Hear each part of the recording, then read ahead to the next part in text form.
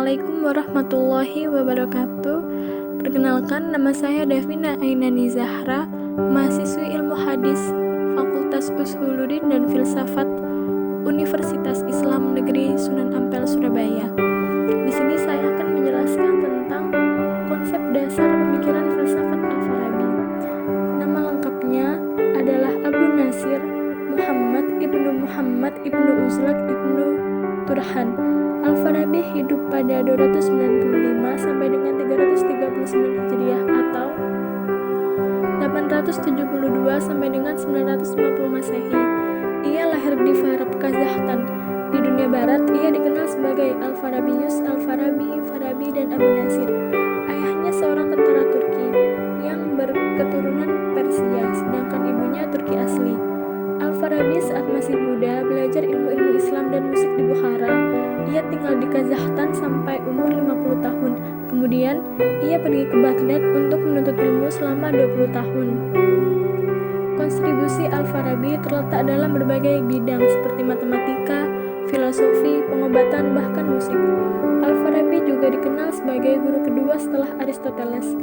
Al-Farabi adalah filsuf Islam pertama yang berupaya menghadapkan, mempertalikan, dan sejauh mungkin menyelaraskan filsafat politik Yunani klasik dengan Islam, serta berupaya membuatnya bisa dimengerti di dalam konteks agama-agama wahyu. Selanjutnya, konsep dasar pemikiran filsafat Al-Farabi. Yang pertama adalah Tuhan dan sifat-sifatnya. Al-Farabi menyatakan bahwa upaya pertama yang harus dilakukan seseorang ialah mengetahui adanya pencipta bagi alam dan segala bagiannya.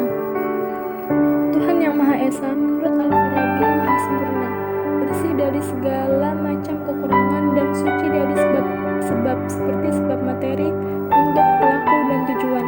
Tuhan yang disebut pencipta Maha Agung adalah mengatur sekian alam, dan tidaklah tersembunyi darinya sesuatu kendati seperti debu, dan tak satupun bagian alam ini luput dari perhatiannya.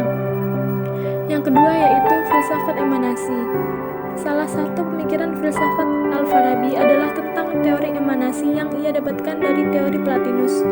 Teori Plotinus adalah teori tentang keluarnya suatu wujud yang mungkin atau alam makhluk dari zat yang wajibul wujud atau zat yang mesti adanya, Tuhan. Teori emanasi ini disebut juga dengan nama teori urut-urutan wujud. Menurut Al-Farabi, Tuhan adalah pikiran yang bukan benda. Al-Farabi berpendirian bahwa seluruh yang ada tidak terlepas dari wajibul mawjud atau mungkin mawjud. Mungkin mawjud lahir karenanya sebab, sedangkan wajibul mawjud ada dengan tidak memiliki sebab karena ia agung dan sempurna. Ia memiliki kesanggupan untuk menciptakan alam sejak azali. Oleh karena itu, filsafat Al-Farabi mencoba menjelaskan bagaimana yang banyak bisa tercipta dari sesuatu yang satu. Tuhan yang Maha Esa, sempurna, dan tidak melakukan sesuatu yang salah. Al-Farabi berpendapat Tuhan sebagai akal, berpikir tentang dirinya, dan dari pemikiran ini timbul suatu mawjud lain. Tuhan merupakan wujud pertama, al-wajudul awal, dan dengan pemikiran itu timbul wujud yang kedua atau al-wujudul tsani, yang ia juga mempunyai substansi.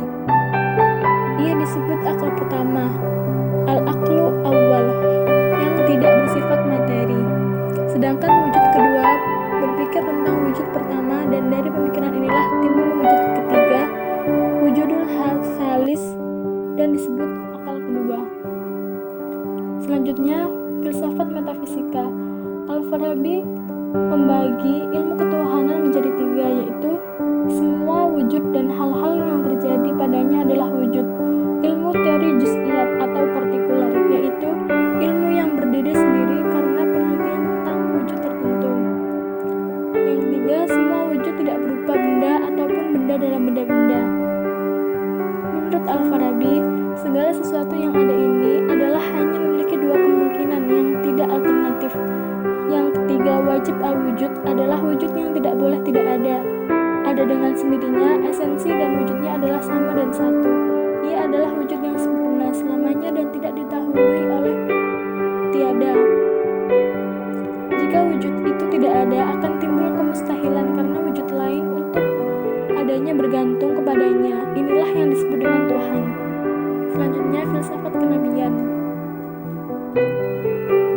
Nabi adalah utusan Allah SWT yang diberikan mukjizat berupa wahyu ilahi. Maka dari itu, ciri khas seorang nabi menurut Al-Farabi ialah mempunyai daya imajinasi yang kuat dan ketika berhubungan dengan akal faal dapat menerima visi dan kebenaran-kebenaran dalam bentuk wahyu.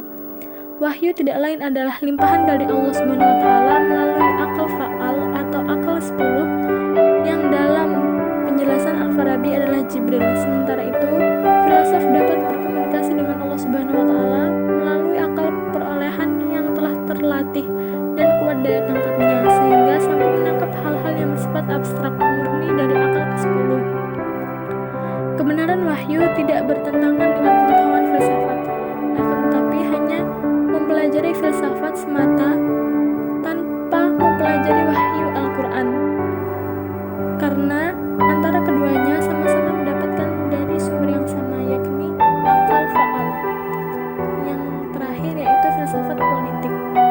Filsafat kenegaraan ini adalah filsafat Al-Farabi yang mengarah kepada filsafat Plato, Aristoteles, Ibnu Rabi. Al-Farabi berpendapat bahwa manusia adalah makhluk sosial, makhluk yang mempunyai kecenderungan untuk masyarakat. Hal ini dikarenakan manusia tidak mampu memenuhi segala kebutuhan sendiri tanpa bantuan atau kerjasama dengan pihak lain. Adapun tujuan masyarakat itu menurutnya tidak semata-mata untuk memenuhi kebutuhan pokok hidup, tetapi juga menghasilkan kelengkapan hidup yang akan memberikan kepada manusia sebuah kebahagiaan, tidak saja material tetapi juga spiritual, tidak saja di dunia fana ini tetapi juga di akhirat nanti. Pendapat ini menyangkut tujuan hidup beragama sebagai seorang muslim di masyarakat. Sekian dari saya. Terima kasih. Wassalamualaikum warahmatullahi wabarakatuh.